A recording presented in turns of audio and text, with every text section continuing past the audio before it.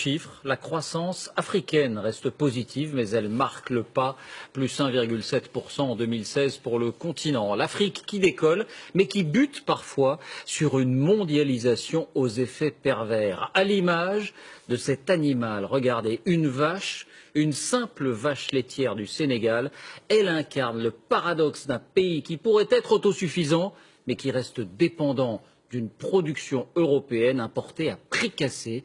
Enquête, Marc de Chalvron, Antoine Hussert, Sylvain Barral. De vastes étendues pour faire courir des troupeaux de vaches à foison. Un peuple d'éleveurs sénégalais au nombre de 200 000 et un goût prononcé pour le lait.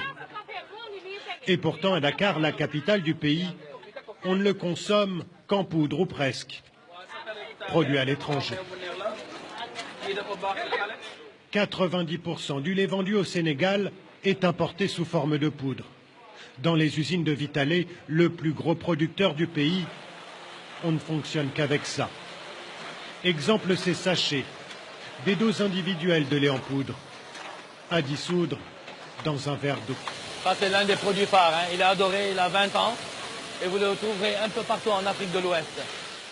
Des bouteilles de lait de différentes tailles, du lait caillé et des yaourts en tout genre.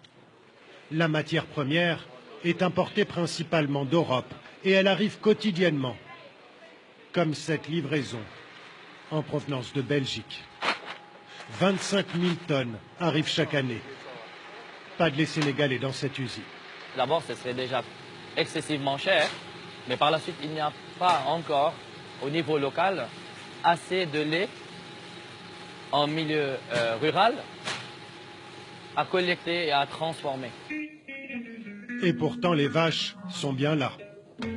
3 millions de bovins au Sénégal, autant qu'en France par nombre d'habitants, principalement concentrés dans les régions Peules du nord du pays.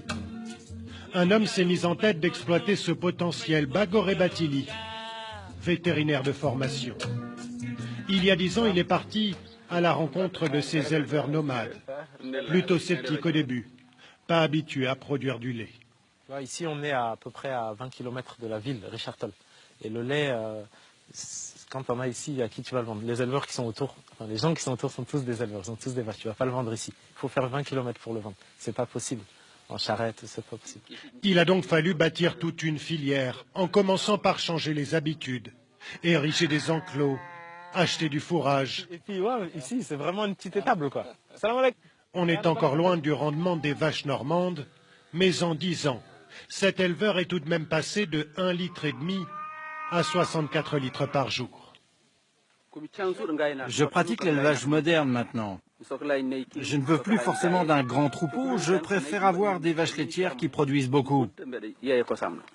2 fois par jour, le collecteur de la laiterie passe récupérer le produit de la ferme. Avec son tricycle motorisé, il fait la tournée des villages. La laiterie du Berger travaille aujourd'hui avec 800 éleveurs dans un rayon de 30 km autour de la ville de Richard-Toll, là où se trouve l'usine. En 10 années, la laiterie du Berger est devenue le 2e producteur de yaourt au Sénégal. Problème, l'entreprise a beaucoup de mal à être rentable. La mise en place d'une filière coûte extrêmement cher, et ce d'autant plus que la fiscalité sénégalaise ne lui est pas du tout favorable, selon Bagoré Batili. Le paradoxe ultime ici, c'est que pour amener 1 litre de lait de collecte de la brousse de Richard-Toll à l'usine, on aura payé plus de taxes que pour amener 1 litre de lait reconstitué à partir de poudre qui vient de Nouvelle-Zélande ou d'Europe. Les barrières douanières sont faibles et localement, on paye énormément de taxes. D'après les calculs de son entreprise, sur ces 2 produits similaires, Vous pouvez me dire combien ça coûte? l'État sénégalais prélève 3 fois plus d'argent sur celui qui est fabriqué avec du lait local, taxé à 26% contre 8% seulement pour le lait importé. C'est tout le défi pour l'État sénégalais qui, d'un côté, affiche sa volonté de soutenir ses éleveurs, mais qui, de l'autre, ne peut se permettre de trop taxer le lait importé sans prendre le risque d'augmenter le prix d'un bien essentiel à la population. Difficile dans ces conditions de faire émerger une filière locale du lait. En bref, une nouvelle